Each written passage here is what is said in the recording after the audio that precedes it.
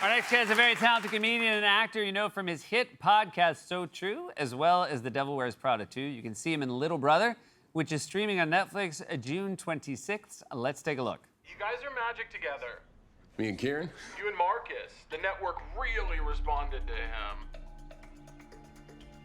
Really? Yeah, the uptight, older, rich, white guy. Reuniting with his underprivileged, diverse, younger, arguably hotter, long-lost brother. It's classic, Rudd. Yeah, sure. It has it all. Rags to riches, wish fulfillment, white guy getting his car banged up. You love to see it. Let's see him struggle once. Or once in his life.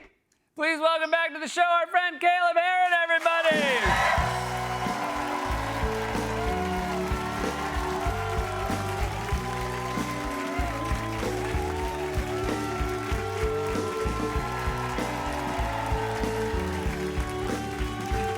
Hello, my friend. How are you? Well. Now, last time you were here, you brought the same bag and you had some barbecue from Kansas City. Yes. Yeah. Did you bring me more barbecue? No. You were just in Kansas City I did a show. It was lovely. doing a show, and the hotel staff called me and said you left a bunch of stuff in your room. Rude. And so they asked if I would return it. So I brought some of your. This is stuff I left in my These hotel are room. your personal effects Okay. from your hotel room that have been sent with me. So yeah, this is kind of like, okay, you're like a grown man, but yeah, so your teddy bear, they wanted you to get back. Okay, well, I'm happy to have it. They asked me, was there a 15 or like 17-year-old girl staying in the room because they found a birthday cake vape? Okay, I don't know. yeah. Kind of completely humiliating, but that's yours. I Yes, guess. okay, well, I mean, I'll. And this one, I'm like kind of scared to do this one in front of everybody, but the maids found this taped to your bathroom mirror and asked if you need it. It says, "You are funny and people like you." Okay. So yeah, you'll just. It's very helpful to have that before you go on stage. Yeah, some people need it. Some people need it. Camille, we were just talking. He's been on your podcast. Did you see him backstage? I did, yeah. People broke us up. We had an argument back there. Okay, gotcha. And, he's very charming out here. You started out calling him handsome. I got no such treatment. But he's, he's a I do appreciate how little you're talking about your outfit. By the way, it must be so funny for people to see me in real life, because like when there's a stylist involved, I dress like this, and then I'm in Brooklyn looking like complete. But yeah, it was good to see Kumail. I love that guy. You split time between Kansas City and New York, and Kansas City, obviously, you're a big Chiefs fan. Kansas City does not have a basketball team. Safe to say you have Knicks fever? I have Knicks fever. Fantastic. Fantastic. Oh my God.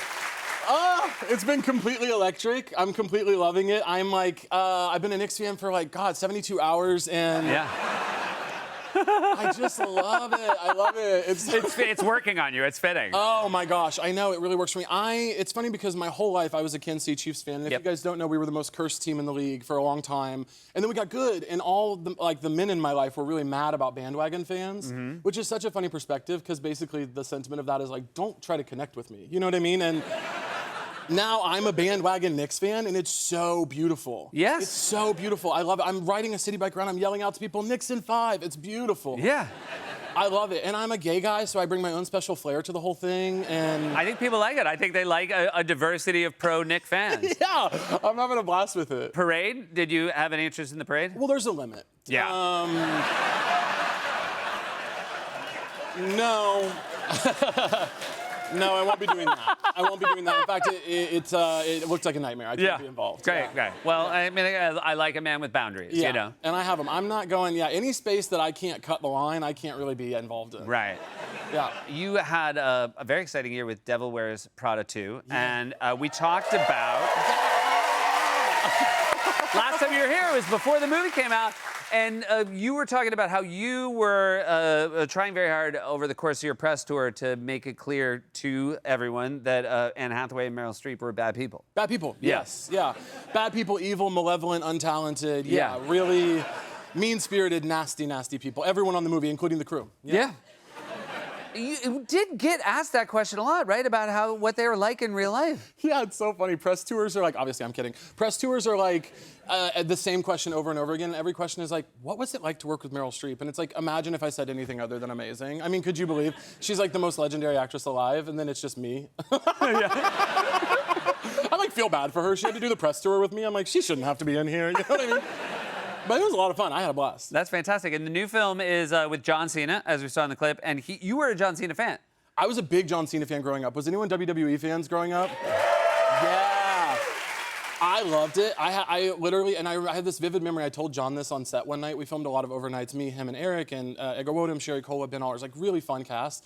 And one night at like 4 in the morning, I worked up the courage to tell John my story about him, which is that one day my friends and I would play WWE on the trampoline, you know, and like throw each other around. And I was way bigger than everybody, so I rocked. And one day I was like, guys, I want to be John Cena today. Like, that's the character I want to play. And everyone like huddled up and conferenced about it, which you don't ever love to see when you pitch an idea.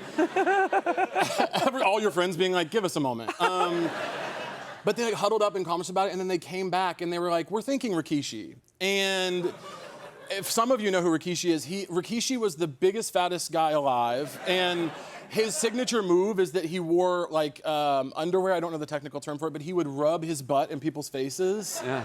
And he's big and fat, so that's disgusting. And that they made me be Rikishi instead of John Cena. That's very unfair. And I told John that, and he was like, all right.